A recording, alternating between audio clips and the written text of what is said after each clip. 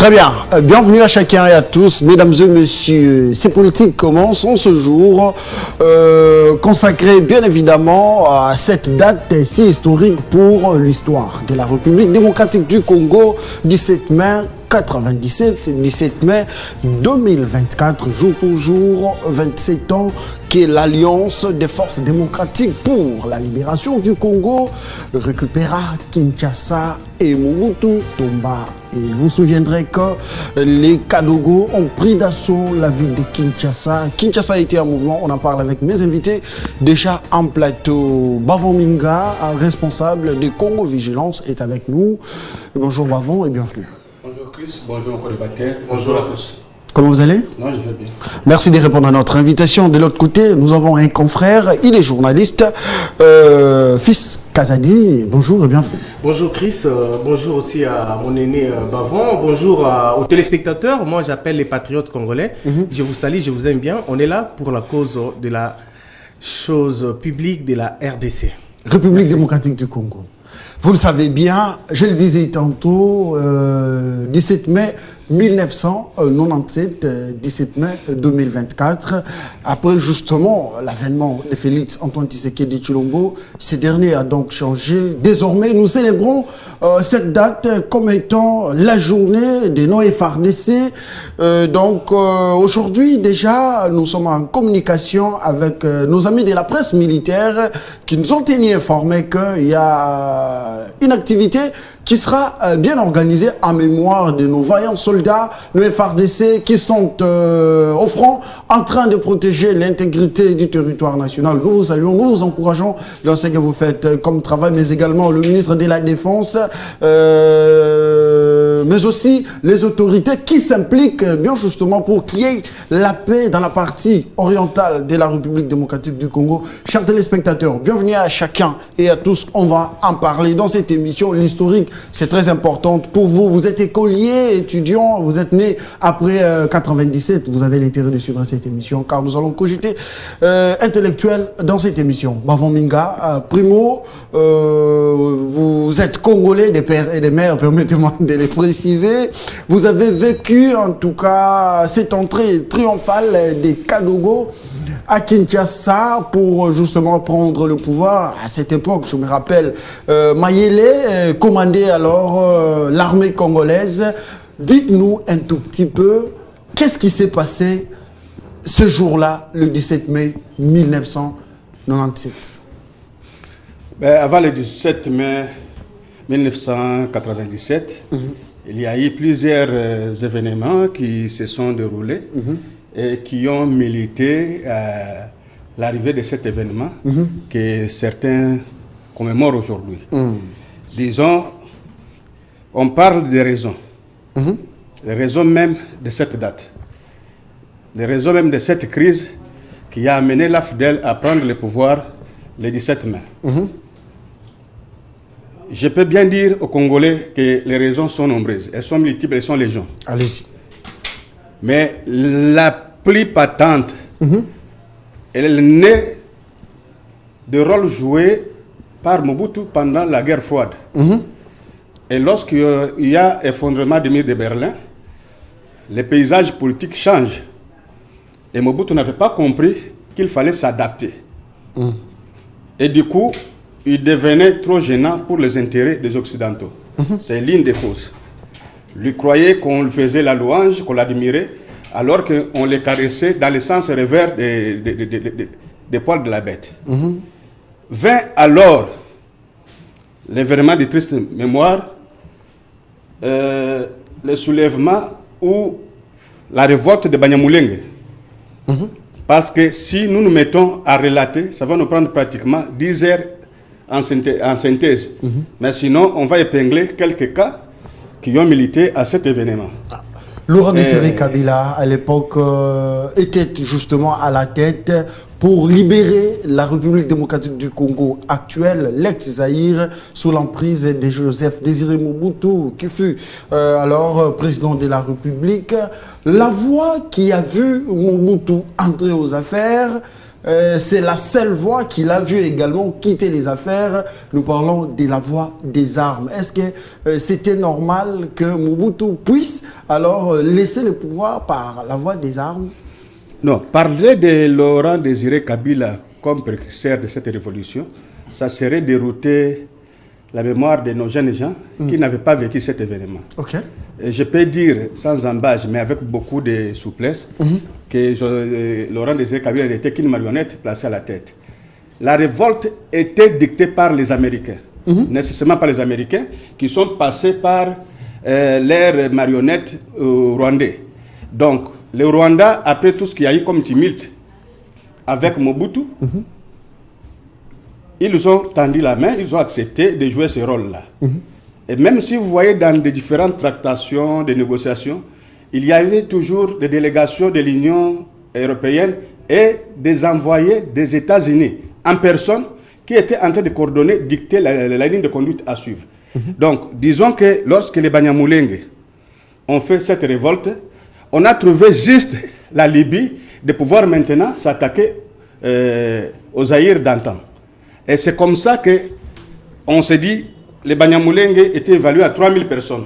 À peu près 3000 personnes, la population de Banyamulenge à l'Est, qui était déjà en conflit avec la population autochtone. Et lorsqu'on leur demanda de quitter, ils n'ont pas voulu. Ils ont créé ce qu'on appelle révolte de Banyamulenge.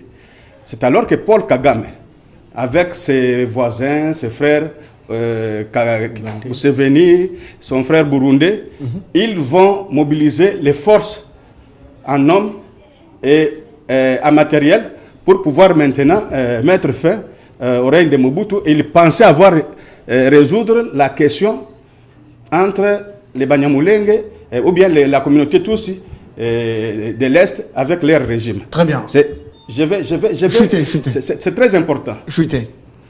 C'est comme ça que lorsqu'ils déversent les troupes, dès la prise de Bukavu, à l'entrée, Laurent Désiré Kabila n'était pas là. Je me rappelle que c'était le 19 octobre 1996 que nous avons appris le déclenchement de la guerre. 1996. Oui. Et ce n'est que le 30 octobre, après la chute de Bukavu, qu'on va maintenant nous présenter Laurent Désiré Kabila, qui était qu'un simple porte-parole, qu'on est allé chercher dans les Magui par Museveni, qui se connaissait avec lui.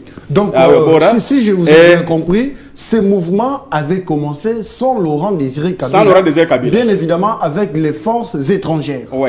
Mais lorsqu'il y a eu maintenant la mobilisation de la diplomatie, les Zaïre à l'époque a haussé le ton pour demander aux Nations Unies de condamner l'agression. C'est alors qu'ils vont contourner la voie de l'agression pour trouver un valet qu'ils vont mettre à la tête de cette rébellion. Et on va trouver Laurent Désiré Kabila. Et il y a eu maintenant la complication des désignations ou de la qualification de ce conflit, parce que lorsque les conflits internes, on ne pouvait que demander aux Congolais de se mettre autour d'une table, négocier et régler leurs différends. Mais lorsqu'il s'agit d'une agression extérieure, là, il faut que les mécanismes de la Charte des Nations Unies soient mis en mouvement. Exact. Donc, il y a des dispositions que, si on avait la Charte, on pouvait lire pour la bonne compréhension de ceux qui nous suivent en ce moment. Alors, Laurent Désiré Kabila a joué le rôle d'un valet, totalement. Mais ils avaient oublié que c'était un véritable nationaliste. Lui, son problème était d'abord arrivé à Kinshasa, chasser Mobutu, qui était son rival d'antan. Chose faite. Je ne peux pas parler des sommets, ou Ténika 1 ou Ténika 2. C'est vraiment complexe. Et en avançant, son intention était d'obtenir la balkanisation. Parce que la partie Est, déjà occupée, il redoutait de la riposte des phases. C'est alors qu'il va s'autoproclamer à partir de Lubumbashi. Parce que le Katanga n'était pas le siège des institutions. Du coup, il s'autoproclame président, mais déjà avec l'armée qui était déjà affaiblie par l'affairisme des frères Ngwandi qui étaient à sa tête. Donc on ne pouvait plus arrêter cette aventure. C'est comme ça que le 17 mai, les troupes de l'AFDEL vont entrer librement à Kinshasa sans engager aucun combat. Très bien. Merci beaucoup, c'était l'historique. Fils Kassadi, oui, vous allez prendre la parole. Vous avez suivi Bavominga religieusement. comment est-ce qu'il a essayé de ramasser au moins l'histoire, pour ne pas dire toute l'histoire dans son entièreté, mais quand même il a donné des éléments aussi importants ici pour que nos téléspectateurs savent au moins ce qui s'est passé. Il a expliqué que c'était les forces étrangères qui déjà se regroupaient, avaient déjà un plan pour pouvoir contourner le pouvoir de Kinshasa, à l'époque dirigé par Laurent Désiré Joseph Mobutu, allais-je dire. Et donc, après 32 ans du pouvoir, Mobutu n'avait pas persuadé, satisfait les Zaïrois à l'époque, qui ces derniers s'étaient dit de les mettre hors état de nuire pour que le Congo soit libéré, parce que c'est par la voie de l'Alliance des forces démocratiques de la libération du Congo que cet événement est arrivé. Merci beaucoup, Chris. D'abord, j'aimerais dire aux Congolais ici, pourquoi on parle de la libération? Moi, je parlerais plutôt de l'envahissement. On était envahis. Envahissement par des forces étrangères, par l'Ouganda et le Rwanda. Les Burundi aussi. Les Burundi aussi, merci beaucoup. Et après l'Angola. Chris, je vous dis ici, tout a été planifié au niveau des Occidentaux.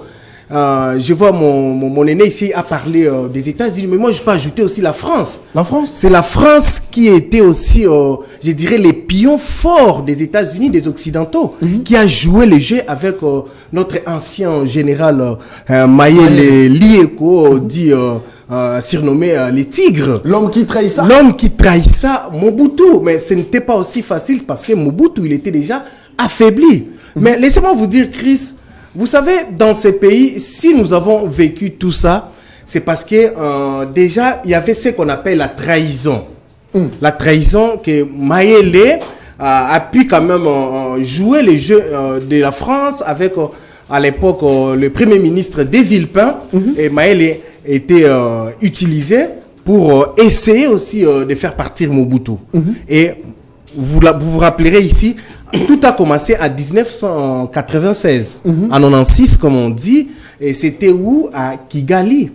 Au Rwanda. Tout a été planifié à la ville qu'on appelle Gisenyi. Gisenyi, oui, c'est au Rwanda. C'est là où la communauté internationale a essayé de prendre le Rwanda, l'Ouganda, et puis bien sûr, comme l'ère marionnette, jusqu'à ce jour, le Rwanda, qui a été utilisé, bien sûr, Chris. Mais qu'est-ce qu'ils ont fait? Ils ont pris monsieur Laurent Désiré Kabila, qui semblerait être patriote. Parce qu'un bon patriote ne peut pas associer son combat avec les étrangers, avec des traîtres, des gens qui viendront pour tuer le peuple congolais. Mais pourquoi je suis en train d'insister de dire que ce n'était pas une libération, c'était l'envahissement de la République démocratique du Congo. Nous avons vécu ça. S'il vous plaît. On était les Aïwa. Fils, attendez, vas-y. Je vous relance. Vous êtes en train de dire ici que Mouzé est venu après arrangement, après tout ce qu'il y a eu comme négociation. Un complot des Occidentaux. Mis en place parce que Mobutu ne servait pas bien les Occidentaux. Il fallait les carter, chercher une autre. Voilà, à la dernière minute. Exactement. Mobutu n'était plus en bonne relation avec ses pairs. Exactement. Et donc, ces derniers se sont décidés alors de l'écarter. Par quelle voie? Ils ont pu réunir les forces régionales. Vous avez cité ici l'Ouganda, les Rwanda et tout ce qui va avec, pour justement mettre hors état de nuire le pouvoir, le régime de Mobutu. Le régime Mobutu. Alors, Mobutu, plutôt, Laurent Désiré Kabila a, dans une phrase magique, dit « Ne jamais trahir le Congo ». Alors, si je reviens par rapport à votre lecture de tout à l'heure, Laurent Désiré Kabila est appelé justement pour intégrer les complots déjà bien planifiés. Et donc, nous pouvons ici comprendre qu'il est le premier à trahir. Je dirais exactement, je peux répondre par oui, Chris. Parce que quand on vous associe avec des criminels qui vont venir envahir votre pays, un bon patriote ne peut pas accepter. Alors que cet accord-là, Mouzé a accepté, c'est là dès le début. Mais voilà, arrivé à Kinshasa, les Kadogo que vous appelez accueillis par la population, parce qu'à cette époque-là, la population congolaise n'était pas vraiment mature. Nous sommes venus libérer le Congo. Excusez-moi de revenir un tout petit peu. Bien avant ça, en 1993-91, il y avait des pillages. Les Congolais, il y a des Congolais qui commençaient déjà à se dire non, on est fatigué de Mobutu parce qu'il y avait une crise, les gens n'étaient pas payés, il y avait même les phases, l'armée à l'époque, zaïroise à l'époque n'était pas aussi payée pendant quelques mois, et puis ils se sont révoltés contre le pouvoir de Mobutu. C'est à partir de ça, de tout ça qui était comploté par l'Occidentaux, et Laurent Désiré Kabila a profité de l'occasion en complicité avec Kagame à l'époque et puis les pouvoirs de l'Ouganda. Ils ont affaibli Mobutu fatigué avec la maladie, et ils sont arrivés à Kinshasa. Mais chose que je retiens ici, le vrai traître dans cette histoire, vous savez c'est qui, Christ? C'était le général Maélé. Le général Maélé, oui. Excusez-moi de vous dire, moi je suis le fils d'un officier militaire. Pourquoi nous avons vécu Maélé qui avait la confiance de Mobutu? Maélé a trahi parce que il était devenu assoiffé du pouvoir. Il a vu Mobutu avec les parts qu'ils ont eu à faire. Mobutu était déjà fragilisé, fatigué avec la maladie. Qu'est-ce qu'il fallait? Il faut que Mobutu parte, que moi je puisse maintenant prendre la place de Mobutu pour diriger la RDC. Malheureusement, les militaires de la division spéciale présidentielle d'Espé à l'époque, partout où Maël est passé pendant la guerre dans des provinces, vous savez qu'il n'y avait même pas la guerre. C'était Maël arrive comme ça, il vous trouve par exemple dans un territoire, il vous dit non, il ne faut pas prendre cette route, il faut aller comme ça. Alors que c'était des pièges. Il piégeait les forces armées à l'époque, et vous allez comme ça, vous allez tomber dans une embuscade, on vous tue. Fils Kazadi, qui était derrière le général Maël? Mais ce sont des Français, c'est connu. Je vous ai dit ici, même le premier ministre de Villepin, il était derrière Maël parce qu'on lui avait menti aussi. Écoutez, Chris, les Occidentaux sont des menteurs. À l'époque, c'était Chirac qui était aux affaires. Aux affaires, l'ami de Mobutu. Mais Chirac ne voulait pas qu'on fasse mal au Mobutu. Mais vous savez, quand le gouvernement décide, ce n'est pas comme nous, les Africains, c'est les chefs qui ont les derniers mots. Mais là-bas, c'est l'administration, c'est le gouvernement qui décide. C'est le gouvernement français qui avait décidé, en complicité avec les Occidentaux, les États-Unis et les autres, qu'il faut mettre fin au régime de Mobutu, parce que Mobutu ne servait pas comme il fallait. Leurs intérêts, parce qu'au début, il servait bien.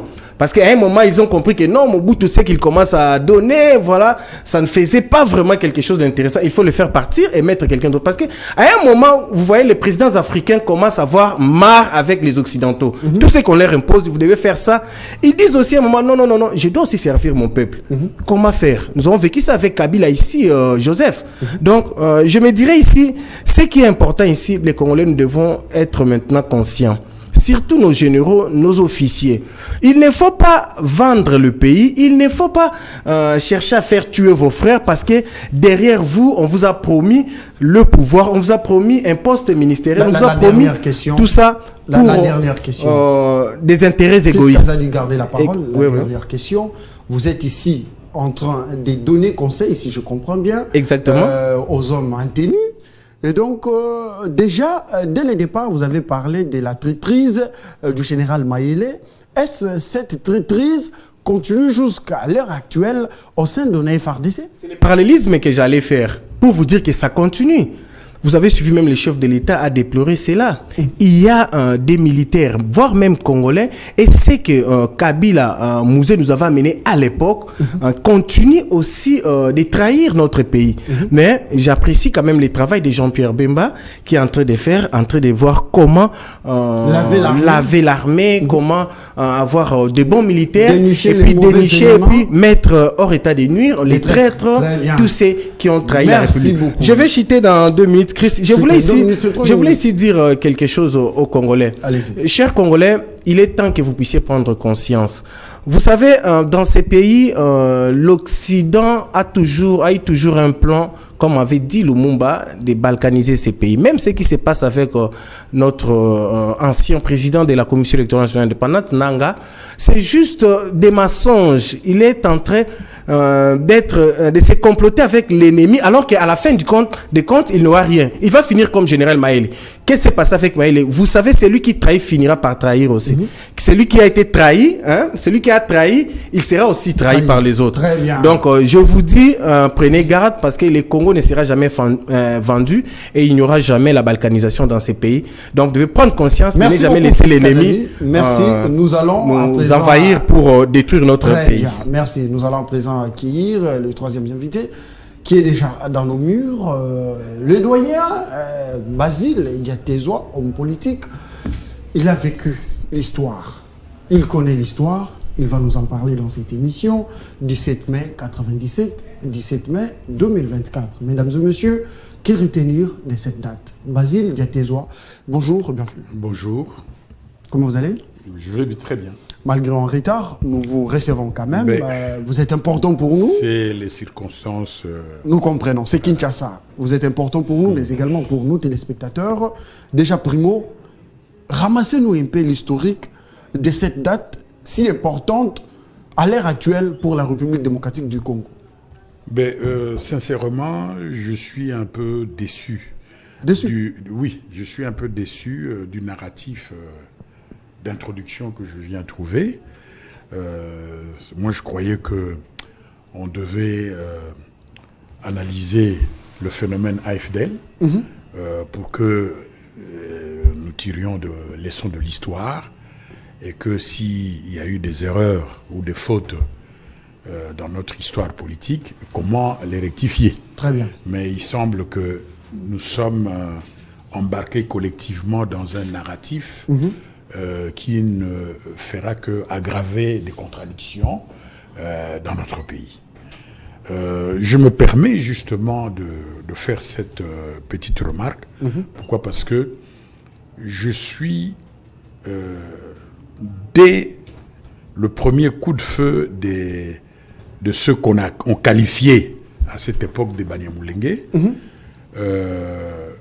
avant même qu'on crée l'AFDL, puisqu'à cette époque-là, en 96, j'animais avec le feu Jules Sambwa, l'ancien Premier ministre de Mobutu, j'animais à Bruxelles le Club Zaïre 2000. Ceux qui ont vécu en Europe, ils connaissent bien ce think tank. Le président, Jules Sambwa était le président et moi j'étais vice-président. Mais l'action pratique du Club Zaïre 2000 se réalisait à travers l'Institut pour la démocratie au Zaïre. Très bien. Donc, dans les réflexions, les conférences, les colloques qu'on organisait, les publications qu'on faisait, on avait analysé toute la problématique à l'est du Congo, avant qu'il y ait toutes ces rébellions, tout ça là. Et on avait anticipé justement les violences dans notre région à l'est là. Donc, j'ai une autre approche. C'est pour cela que je préfère aborder plutôt le principe de causalité. Pourquoi il y a eu le phénomène AFDL. Très bien. Ça, c'est très important. Parce qu'on peut s'égarer dans le narratif pour qualifier les uns et les autres des traîtres, des nationalistes, ainsi de suite. Ça sont des narratifs circonstanciels. Chacun, celui qui arrive au pouvoir, il apporte son narratif. C'est connu. Allez-y. Alors, pourquoi il y a eu le phénomène AFDL. Vous savez que si on avait réussi la conférence nationale souveraine, en 90, on n'allait pas connaître le phénomène AFDL, le phénomène Kabila, ainsi de suite. Très bien. Bon. En rappelant que j'ai dirigé la fédération de l'UDPS jusqu'en 88. UDPS Kinshasa ou bien Bruxelles? Benelux. Ok. Jusqu'en 88. Très bien. Donc, j'étais dans toute cette dynamique. Et on a jusqu'à arriver à défendre l'idée des États généraux et puis de la Convention. Donc, je connais toutes ces péripéties. Nous en avons besoin. Alors, je vais résumer ceci. Allez-y. Vous savez, les violences identitaires à l'Est, ça ne date pas de Mobutu. C'est dès l'indépendance. 1960. Oui, dès l'indépendance au niveau local. Parce qu'à ce moment, le Congolais devient un citoyen politique. Parce que pendant la colonisation, on n'était que des simples sujets léopoldiens et belges. On n'avait pas de droits politiques. Ce n'est que le 30 juin qu'on va découvrir que nous sommes des hommes politiques, enfin disons, des sujets politiques. Et quand on découvre on est des sujets politiques, c'est tous les démons du pouvoir qui va nous imprégner. Dans cette problématique identitaire, et j'ai toujours insisté là-dessus, il faut toujours dissocier 3 groupes. Le premier. Il y a des populations congolaises d'expression Kinyarwanda, congolais de souche, ça c'est le premier groupe, qui sont là depuis 1885. Donc quand on crée le Congo, ils sont là. Même Léopold II les a identifiés, les publications sont là. Dans son territoire, il y a une population congolaise d'expression Kinyarwanda. Watuti, Wahutu et les Twa. Les publications scientifiques sont là. Maintenant, quand la Belgique va acquérir le Congo en 1808, il y avait encore des problèmes frontaliers entre les puissances coloniales de la région des Grands Lacs. L'Allemagne qui avait le Rwanda, le Burundi, l'Angleterre qui avait l'Ouganda, et la Belgique qui venait d'acquérir le Congo. Donc c'est devenu le Congo belge en 1908. Et en 1910, les 3 puissances coloniales vont signer l'accord de Londres pour fixer définitivement leurs frontières coloniales en Afrique. Et dans cet accord, les publications, quand vous allez dans les archives du Parlement belge, vous trouvez tous ces documents-là. C'est parce que, moi j'ai toujours dit ceci, les Belges sont quand même pas de mauvaise foi, non. Il s'est dit seulement que, écoutez, vous les Congolais, là, débrouillez-vous pour trouver vos solutions. Parce qu'en principe, c'est eux qui devaient nous éclairer. Mais ils nous ont jamais éclairés, ils ont gardé notre histoire. Mais non, on vous empêche pas d'aller fouiller, justement. Quand vous allez au Parlement belge, vous demandez les archives. On vous donnera les archives. Les accords sont là. Bon. L'Allemagne, qui avait le Rwanda et le Burundi, avait cédé une partie du Rwanda précolonial aux Belges, pour le Congo belge, et à l'Ouganda. Bon.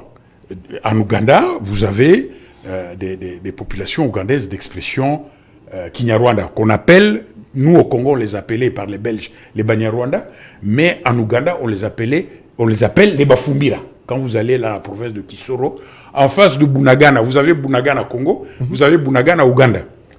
Bunagana, c'est un bled de rwandophone, parce qu'il y a des Congolais qui délirent.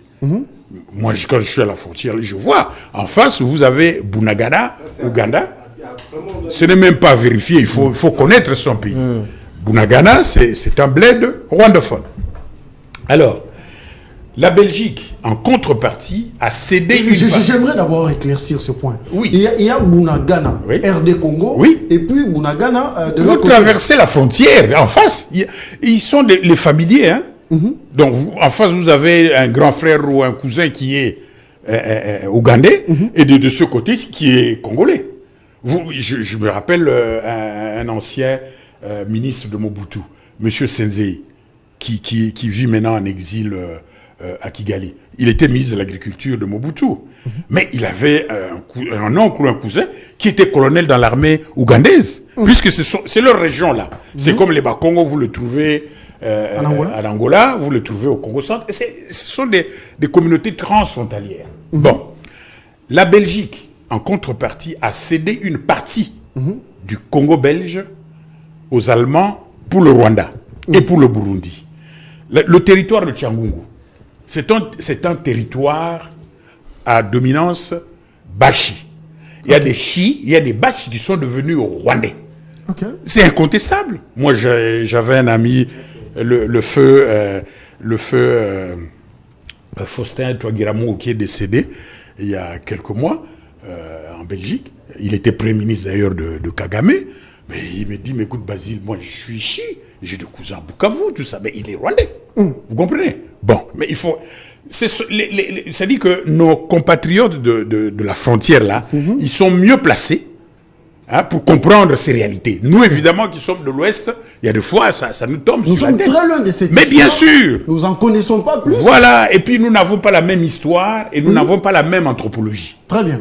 C'est là la difficulté au niveau des compatriotes de l'Ouest. Nos amis qui sont à la frontière sont plus liés aux pays frontaliers. Bien sûr, mais c'est le bon sens même, et c'est naturel, c'est normal. Ok. Bon, la Belgique a cédé une partie du Congo belge à l'Allemagne pour le Burundi, la plaine de la Ruzizi. Quand vous allez dans la province de Cibitoke, dans le nord, le nord-ouest du Burundi, frontalier. Cibitoke. Mais vous trouvez là-bas des Chi, des Bafouleros, et ainsi de suite. Vous comprenez? Bon, donc, il y a ces communautés transfrontalières qui sont là naturellement. Okay. Ce n'est que les frontières coloniales qu'ils ont divisées. Alors, la Belgique, quand l'Allemagne va perdre la Première Guerre mondiale, 14-18, on lui confisque ces deux colonies. Et la Tanzanie aussi, qui était une colonie allemande. Donc, on lui confisque ces colonies en Afrique. Et la Belgique va acquérir le Rwanda et le Burundi. La Belgique va faire de ces trois pays un seul espace administratif et économique. Il y avait un seul ministre de colonie qui était à Bruxelles, il y avait un seul gouverneur pour les trois pays, et dans chaque pays, il y avait un vice-gouverneur. Et l'administration, il y avait des Congolais qui allaient travailler au Burundi, des Rwandais qui venaient travailler au Congo, bref, c'était comme ça. L'histoire est tellement vaste. Oui, non, parce que le principe de causalité, c'est très important. Très bien. Il faut comprendre. Voilà. Oui, justement. Les temps nous impartis, alors, maintenant, en 81, parce que, comme je vous ai dit, Mobutu a trouvé ce problème-là. Hein? Malheureusement, il n'a pas apporté des solutions idoines. Les contradictions se sont aggravées, évidemment. Et il a subi des pressions au niveau du comité central du MPR, surtout des dirigeants de l'Est. Il était obligé de faire cette loi de 1981 sur la nationalité zaïroise. Okay. Parce qu'on avait inventé le concept de la nationalité douteuse. Et on a dessaisi. Ça, c'est très important. Parce qu'on est distrait là-dessus. On a dessaisi tous les Tutsis, je dis bien tous les Tutsis sans exception, c'est-à-dire que et les Tutsis de Congolais de souche, et des transplantés et des réfugiés, qui avaient les réfugiés, les transplantés et les réfugiés, on avait réglé leur problème avec la Constitution de 1972. Le problème des transplantés a été discuté à la table ronde de Bruxelles avant l'indépendance. Tous les politiciens congolais qui étaient à la table ronde avaient accepté que les transplantés, ceux qui sont venus du Rwanda et du Burundi, sur décision du gouvernement belge, donc du pouvoir colonial, s'ils sont au Congo le 30 juin, ils sont congolais. Donc ce problème était résolu. Mais malheureusement, les problèmes locaux ont fait que ils ont été déliés. Vous allez chuter. Et je vais chuter. Donc, on va dessaisir tous les Tutsis de la nationalité. Et de 81, je dis bien, de 1981 jusqu'à la rébellion, jusqu'à la conférence nationale souveraine. 90. Oui. D'ailleurs, ce qui a fait que une personnalité comme Rwakabuba, considéré comme un des pères de l'indépendance, a été chassé comme un chien. Un évêque même, secrétaire du conseil épiscopal, a été chassé comme un chien. Ils étaient devenus de 81 jusqu'à 90 des apatrides, donc sans nationalité. Sans patrie. Et on était déjà en porte-à-faux avec le droit international, puisque nous avons signé l'accord sur les apatrides. On ne peut pas faire d'un citoyen zaïrois un apatride. Mais nous, on l'a fait. Donc, partant de là, ces gens-là, c'est les Tutsis-là, quand la rébellion du FPR commence en Ouganda, ils sont brimés dans leur pays, le Zaïre, ils n'ont plus la nationalité, ils sont apatrides, ainsi de suite, ils n'ont pas d'avenir dans ce pays. Beaucoup de ces jeunes vont rejoindre la rébellion du FPR en Ouganda, dans l'espoir qu'un jour, peut-être, leurs frères du Rwanda pouvaient les aider à rentrer dans leur pays, le Zaïre. C'était ça au fond. Parce qu'il faut pas qu'on avance des théories erronées de trahison, de trucs. Mais c'est bien quoi? sûr. Non, ça me pose des questions. Non, non, c'est moi Parce qu'on risquerait de s'embrouiller. S'il vous plaît. Je n'ai rien compris. C'est moi qui pose des questions. J'ai adhéré à cette C'est dynamique bon, avant la création de l'AFD. Je connais l'historique politique de l'AFD. Très bien, merci beaucoup. Voilà. Vous n'avez plus la parole. Bavon, avez-vous à réagir par rapport à ce qui est dit ici par les Je doyens? voudrais Vas-y. dire, avec beaucoup de modestie à mon aîné, que mon mémoire de licence en relations internationales à l'Université de Kinshasa était basé sur la crise de l'Est. Et vous parlez des causes trop lointaines que les enfants qui sont nés aujourd'hui vont se trouver dans des confusions. Ils sont perdus? Ils sont perdus parce que... Même moi, je suis perdu. Ah, vous êtes perdus aussi? Je suis perdu. Oui. Tout à l'heure, vous avez dit que vous étiez en Europe et que les Congolais devaient se débrouiller. Il fallait que vous puissiez vous débrouiller aussi pour nous ramener la Les solution. Mais vous venez plénicher ici Non, je ne pléniche pas. sans Vous n'avez ce pas la document-là. parole. Toujours fait des propositions. C'est-à-dire, Vous n'avez pas la ce parole. n'est pas une chose aisée. Toujours fait des propositions. Et Toujours. vous nous avez condamnés d'être dans des narrations alors que vous êtes tombés dans les mêmes narrations, mais qui n'ont pas approché la date Parlons du de 17 mai. l'alliance. Parlons de l'alliance des forces Écoutez, démocratiques pour la libération Non, du Congo. je vais d'abord justifier quelque chose par rapport au dire de mon Fils. débatteur en face fils. Quand il parle d'un Mayele traître, je vais mal percevoir ça. Parce que j'ai dit qu'aujourd'hui, je peux dire que j'étais parmi les experts de la question, parce que étant chercheur en relations internationales, et j'ai même défendu un mémoire autour de ça, donc je sais ce qui s'était passé. Maël n'a jamais trahi, selon vous? Non, il était le premier à être trahi. Il a été trahi. Mayele était le premier à être trahi. Dans le sens que lorsqu'on va nommer Mayele, donc il y a une dynamique qui s'était soulevée par les Bangwandi, qui était à la tête de l'armée. Donc il n'obéissait à personne. Mayele s'est retrouvé chef d'état-major sans pouvoir de décision, sans pouvoir d'injonction. Et pendant ce temps-là, chacun dirigeait le front à sa manière. Il y avait Kengo avec son cabinet qui dirigeait le front. Il y avait déjà une crise. Il y avait le ministre de la Défense qui dirigeait le front. Il y avait les Nzimbi qui avait l'air d'SP, qui n'obéissait qu'à eux. Et Mayele s'est retrouvé chef sans troupe. Et à chaque fois qu'il se plaignait auprès de Mobutu par personne interposée, je ne peux pas citer les noms, Mobutu disait il est chef, c'est à lui de décider. Il a là même demandé les armes qui étaient à Kibomango. Nzimbi le lui avait refusé. Et Mayele se trouva au bout de souffle. Il s'est plaint, c'est comme ça qu'il a dit il va vendre sa peau moins cher. Et les opposants de l'époque, qui étaient proches des Américains, ont créé un pont entre Mayele et l'ambassadeur américain. Ok? Parce qu'il avait déjà tout perdu du côté de Mobutu. Il fallait maintenant qu'il se positionne. Et le contact était vite rétabli avec Laurent Désiré Kabila, qui connaissait bien Mayele, qui lui avait fait des bêtises lors de la guerre des Mobutu n'avait Mob. pas confiance à Cette son guerre qui général. avait même... Mobutu n'avait pas confiance à son Mobutu, général. c'était la dynamique interne qui avait réclamé Mayele. Mais sinon, lui, même dans son entretien privé avec Mayele, il émettait des réserves. Mais Mayele vient dans une situation chaotique avec une armée indisciplinée, une armée clanique. Et il ne pouvait rien. Face à cette situation, il ne pouvait que sauver sa peau, malheureusement. Mais ça, c'est trop fort quand il vous n'était pas parlez allé trop de loin. l'armée indisciplinée. Mais qui ne sait pas que la DSP c'était une ministre Ngwandi, qui ne savait pas que l'armée n'était dirigée que par les Bangwandi. Baramoto était-il Moulouba? Nzimbi était-il Mukongo? Nous parlons de l'histoire connue de tous. Et nous voulons éviter ces erreurs-là à d'autres acteurs politiques. Donc, appeler Mayele traître, oui, il peut être traître, mais un traître qui était trahi en premier. Donc, c'est normal que ça se passe comme cela parce que... C'est pourquoi j'ai dit qu'il trahira. Ouais. Je me sens dans une terrasse ici. Lorsque... Non, Des causeries de Il ne faut pas terrasse. minimiser les intellectuels comme nous. faut Non. D'ailleurs, la façon dont vous avez parlé... C'est comme des discussions de terrasse. S'il vous plaît, Basile, je vais recadrer les choses. Nous sommes en train d'analyser ici, autour de l'histoire de la République démocratique du Congo. Oui.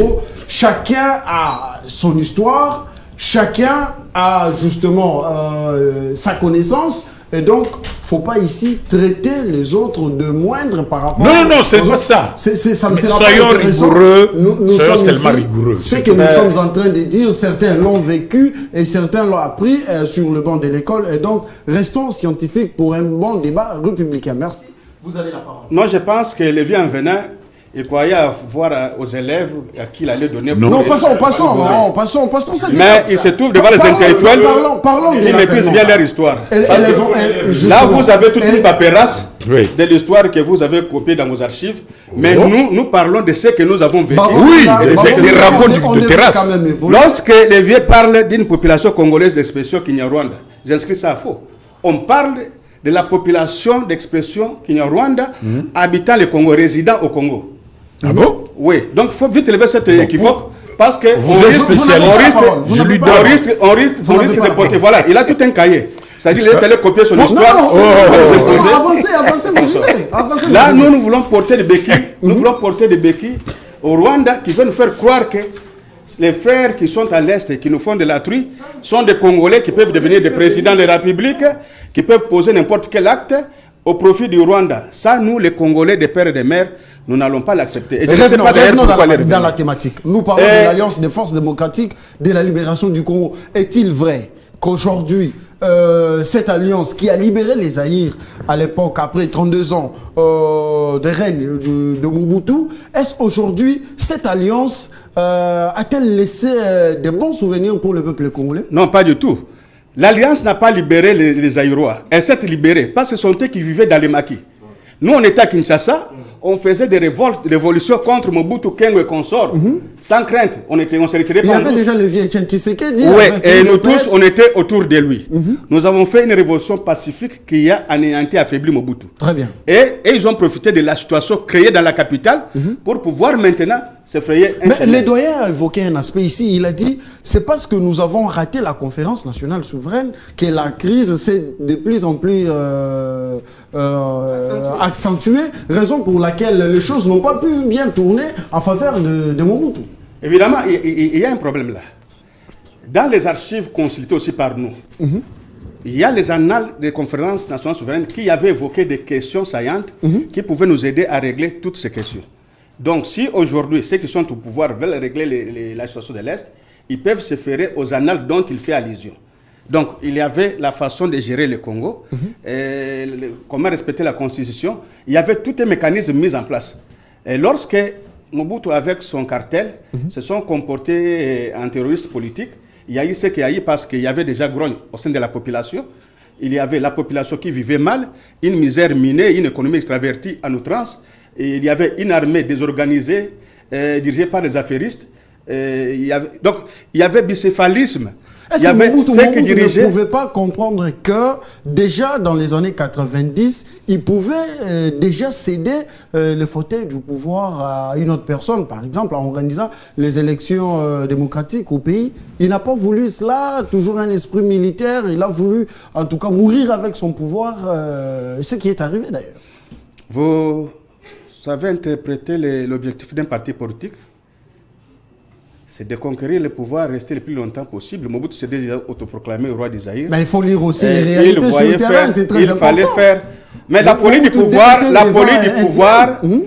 pouvoir déroule un rideau de fer au point que vous ne savez pas voir la réalité en face de vous. Très bien. C'est ce que vivait Mobutu. Mobutu ne voyait que son entourage. Et l'ombre de cet entourage ne pouvait pas le faire rêver la misère, la situation chaotique qui traversait sa population. Très bien. Fils, vous avez la parole. Merci beaucoup, Chris. Ici... Je ne vous ai pas posé la question, vous voulez directement Excusez-moi. Je vous pose la question. En Merci. 90, est-ce la conférence nationale souveraine avait raté pour résoudre justement le vrai problème des Zaïrois à l'époque? Non, je doute fort. Au niveau de cette conférence, Chris, on avait déjà tout établi. Comment les Congolais qui étaient venus de notre pays avant 60, est-ce qu'ils avaient eu la nationalité congolaise, ou vrai ou faux? Vrai. Là, je donne raison peut-être à mon aîné. Mais quelque part, quand l'aîné dit que les Congolais de souche rwandais étaient considérés déjà des Congolais qui pouvaient rester, c'est là où je me suis un peu perdu. Je crois qu'il va bien nous expliquer. C'était avant l'indépendance. Il va nous expliquer. Voilà. Mais comme je suis dans mon temps d'antenne, c'est à moi, aîné. Notez, vous allez. Je vais maintenant continuer. Il va expliciter. Chris, Mobutu a eu le pouvoir. Il était confronté avec les réalités de la Belgique. D'abord, Lumumba est parti. Nous connaissons comment il était parti, tué. Et Kasavubu aussi est parti. Lui-même, il a pris le pouvoir par la Mobutu, France. fabriqué par la Belgique, par les Occidentaux, il est devenu président de la République. Il s'autoproclame lui-même maréchal jusqu'à ce qu'il est devenu roi du Zaïre, un dictateur. C'est Seko. Est-ce que vous pensez qu'un monsieur comme ça, parce que vous avez dit ici que pourquoi Mobutu n'avait pas quitté le pouvoir bien avant pour que nous ne puissions pas tomber dans le jeu de la FDL? C'est ça notre vrai problème. Comment la FDL est venue? Aujourd'hui, on se retrouve avec des Rwandais, des Ougandais dans notre pays. Voilà le vrai danger. C'était la faute à Mobutu. Et je ne confirme pas la faute, mais je dirais que Mobutu aussi, quelque part, vous savez, avec le miel du pouvoir, il s'est perdu. Avec la pression aussi de la communauté internationale, ses alliés qui lui disaient, voilà, qui lui dictaient, voilà, il faut faire ça, il faut faire ça, il faut faire ça. À un moment, le peuple était essoufflé. La crise, la pauvreté, voire même au sein de l'armée, il y avait une crise. Là, je peux accepter ce que mon co-débatteur a dit, qu'il y avait un petit problème au niveau de l'armée, quand Mobutu a révoqué même... Il a parlé de l'indiscipline. L'indiscipline, quand Mobutu a révoqué même Mayele pour mettre Eluki, il y avait un moment Dzimbi qui se prenait au-dessus parce qu'il dirigeait la division spéciale présidentielle qui était comme aujourd'hui Moura, près du maréchal de lui-même. Congolo qui était dans le tout. Non, Congolais est venu après, dès qu'ils ont compris que Mayele était en complice avec la FDL. Ça, on ne peut pas nier. Mon aîné, il le sait. Moi, j'ai fait la science politique. Dans l'histoire politique, on nous montre tout ça. Mayele, il était devenu en complicité avec Mouzé Laurent Désiré Kabila. Dès qu'ils auront le pouvoir, au départ de Mobutu, ils vont partager les postes. C'était ça même le plan. Alors que, ça, je l'ai dit au conditionnel, on nous avait appris que Mobutu a eu à faire un pacte avec Mayele. C'est lui qui va me trahir, il mourra.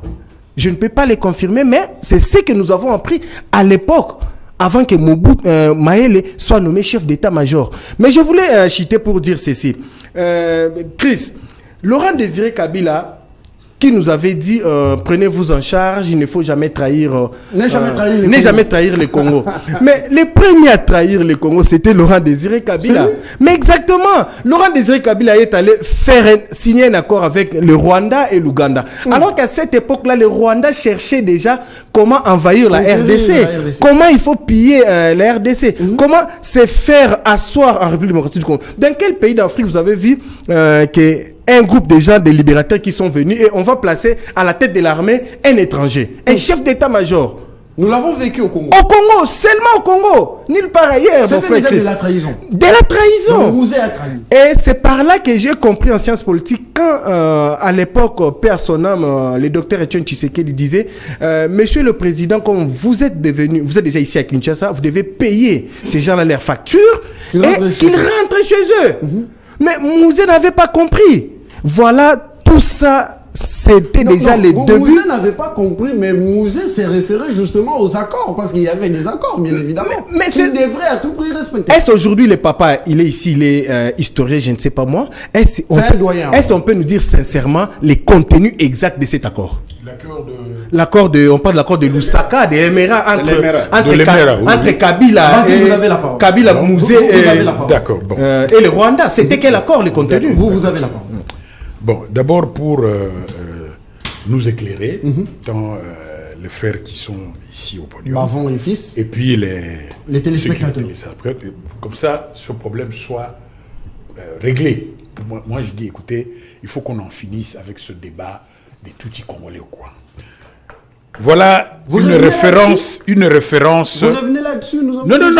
Une référence. Est-ce que nous sommes venus discuter de Tutsis congolais? Vous n'êtes pas leur avocat. Non, attends. Il y a un cadre qu'on va discuter de ça. Non.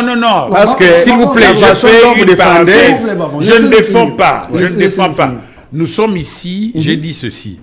L'esprit pour moi de ce débat, c'est chercher les causes. Pourquoi il y a eu ce phénomène AFDL? Vous l'avez expliqué. Bon, voilà. L'État indépendant du Congo. Du Congo, très bien. C'est la référence bibliographique. Document sur le pays et ses habitants. Vie indigène des habitants.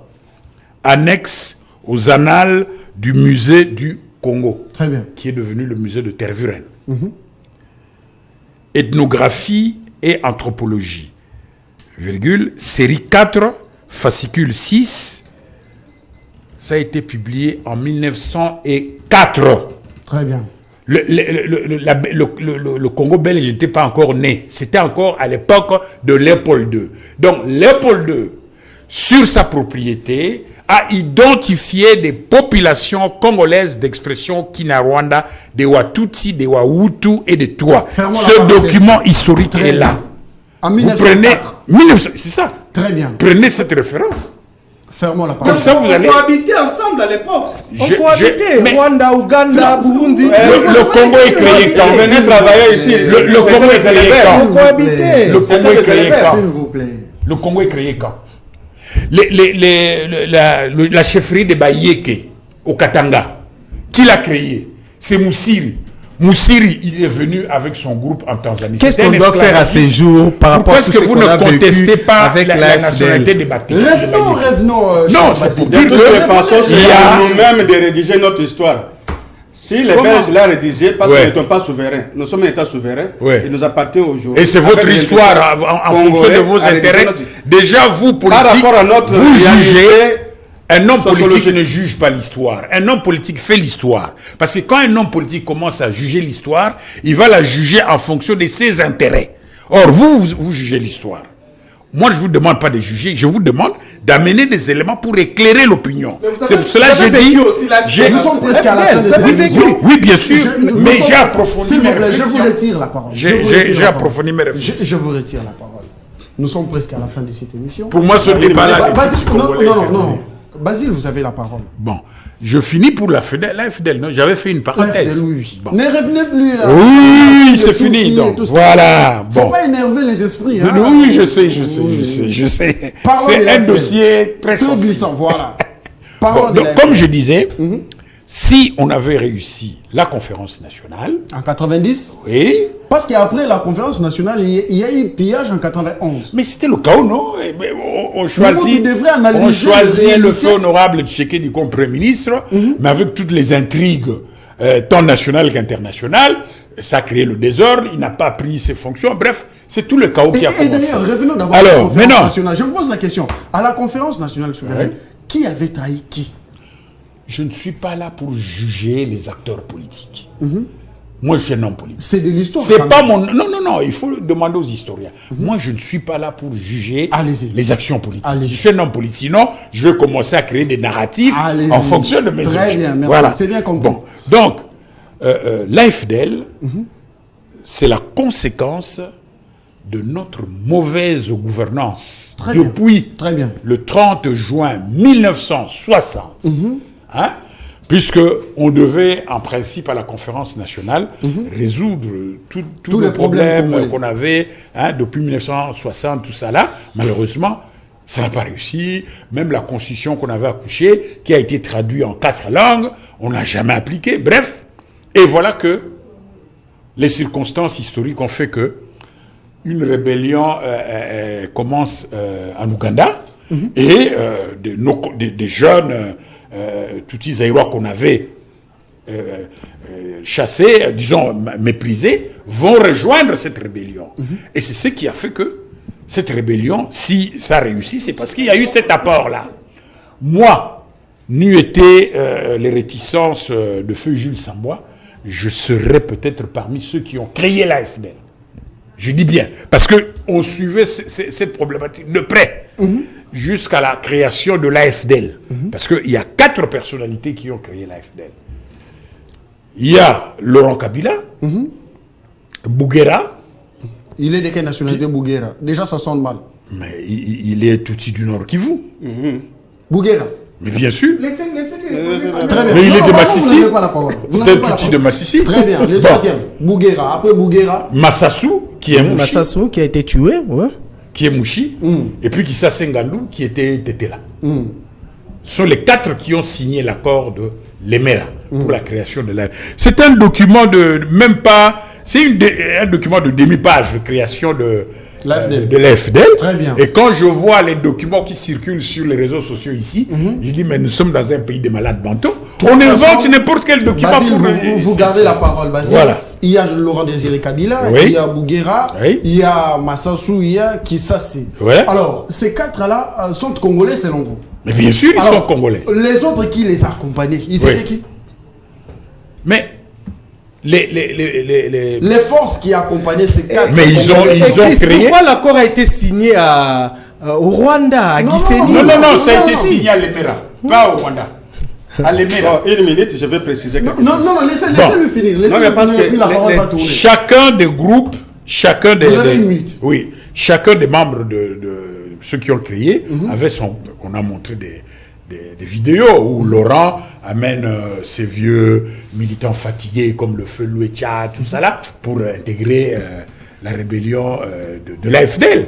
Donc chacun, on recruté des Kadogo, ainsi de suite, tout ça là. Bref, tous ces jeunes à l'Est là avaient contribué à la création. Et on va se retrouver avec le chef d'état-major rwandais. Non, ça c'était sur demande. Très bien, merci beaucoup. La parole va tourner. Nous sommes arrivés à la fin. Non, merci beaucoup. Précision. James Kabaré n'a pas été imposé par le Rwanda. C'est Kabila qui a demandé. Non, enfin, écoute, vous n'avez pas la parole. C'est Parce qu'il y avait un accord. Mais non, tout ça c'était le respect de l'accord. Kabila n'avait pas, vous savez, je vous retire la parole. Kabila n'avait pas l'armée. Hein?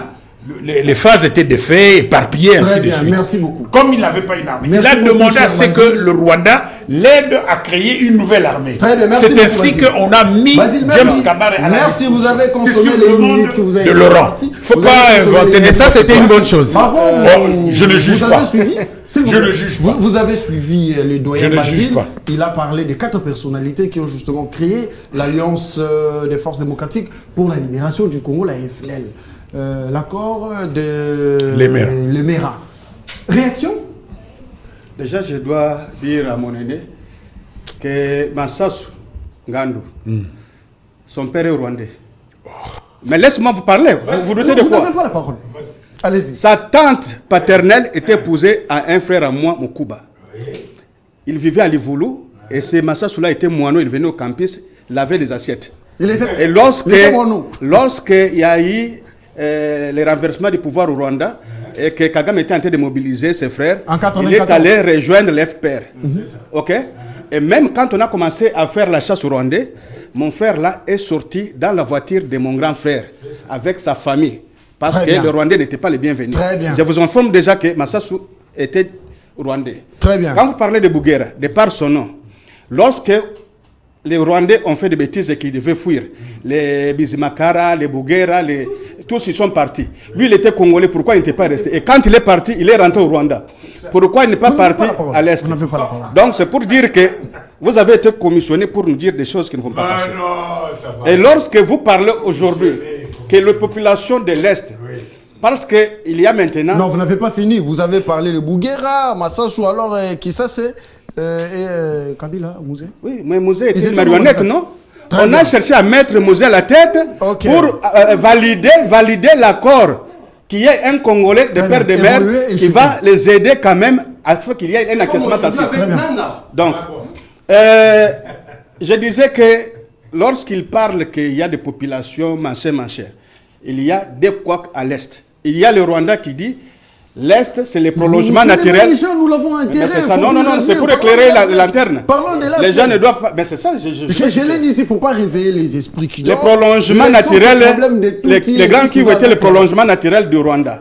Alors, non, ça c'est selon la version rwandaise. Est-ce qu'on peut bien attirer? Mais lui, l'aîné nous a bien éclairé que les Belges avaient cédé une partie des Congos. Atterrissons en douceur, s'il vous plaît, cher. Mais pourquoi vous ne voulez pas qu'on puisse...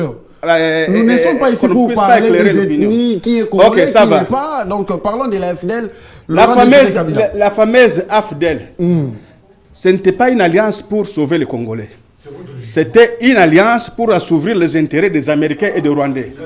C'était pour atteindre les objectifs de ceux qui voulaient changer le décor ici à l'ex-Zaïre afin de pouvoir exécuter leur plan. Merci beaucoup, merci. Chutez. Mais chutez, nous sommes arrivés à la fin. Je pense qu'il faut convoquer une grande table à l'issue de laquelle nous allons discuter de la question parce que le vieux est intéressant. Nous allons ramasser ces papyrus-là et nous allons démontrer argument par argument pour qu'ils comprennent que nous avons déjà avancé. Nous n'avons pas intérêt aujourd'hui à prêter les pays rwandais. Dans cette émission, s'il vous plaît, nous allons atterrir en douceur. Fils, Oui, vous merci. Même si vous êtes le plus jeune de ces deux, mais quand même, je vous accorde les derniers mots. Merci. Et puis, votre dernière intervention. Ici, je vais recadrer quand même quelque chose. Je ne suis pas contre l'aîné, mais quand l'aîné dit quelque chose ici, ça m'a un peu tiqué. Les Tutsis zaïrois qui étaient sortis du Zaïre, quand Kabila est venu, ils sont revenus pour venir maintenant adhérer à l'AFDL pour combattre maintenant les régimes. Ils se sont organisés pour... Ça, c'est compliqué, c'est vraiment faux. Kabila a recruté quelques Congolais.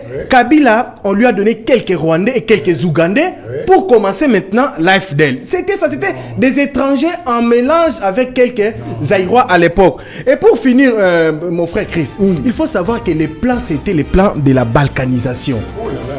Tu vois, l'AFDL, c'était un plan pour balkaniser la RDC. Avec Mouzé à la tête. Exactement, mais Mouzé s'est rebiffé à la fin. À la fin. Quand il a compris que non, ici j'ai trahi mon pays. Mais c'est pourquoi cette phrase-là a été sortie. Parce qu'il a été trahi lui-même. Il a été trahi. Non, au départ, il a trahi. Mouzé a trahi. Maintenant, quel était le jeu Mouzé voulait jouer? Je vais d'abord arriver sur place et après, je vais récupérer les Congolais pour dire à ces gens-là de rentrer chez eux. D'ailleurs, Mouzé a commencé même à refuser même pour respecter cet accord. Pour chiter, je voulais dire ceci.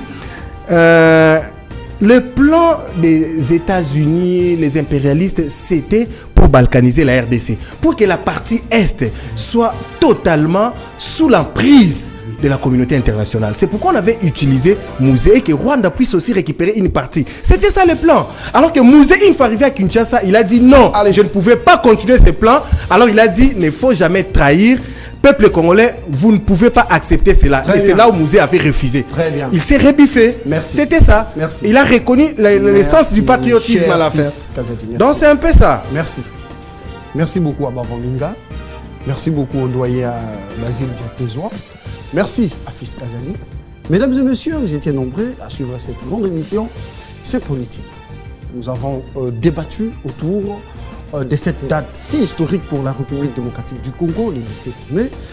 Le Congo, les Zaïre à l'époque, a vu l'entrée des Kadogo, comme on les appelait, les hommes en tenue avec de l'outre, entrer sur Kinshasa, des armes tenues entre leurs mains, de jeunes gens entre 17, 18, 19 ans. Et donc, Mobutu quitta le pouvoir et Laurent Désiré Kabila entra aux affaires. 4 ans plus tard, l'homme a été assassiné. Mesdames et messieurs, après son assassinat, c'est son fils, Joseph Kabila Kabange, l'homme de Kingakati, qui prena aussi les affaires. Après son départ, actuellement, c'est Félix Tshisekedi qui dirige notre beau, si grand pays, la République démocratique du Congo. La journée des FARDC, courage à tous les militaires qui sont... Non, je suis en train de chuter. Permettez-moi de les annoncer quand même. Je vous avais dit, je vais atterrir en douceur. Laissez-moi atterrir en douceur. Laissez-moi atterrir en douceur. Félix Antoine Tshisekedi Tshilombo, je vous satisfais quand même. Il a quand même honoré les hommes en tenue, nos FARDC, nos voyants soldats qui sont en train de travailler jour et nuit pour que la paix revienne dans la partie orientale de la République démocratique du Congo. Et ici, nous interpellons tous les traîtres qui sont dans l'armée, en tout cas, de laisser, ne faut jamais trahir le Congo. Ne trahissez pas le Congo. C'est le seul pays que nous avons, c'est le seul pays qui nous va vivre dans la tranquillité et nous avons besoin de la paix et des vrais patriotes. Merci. Aslapita.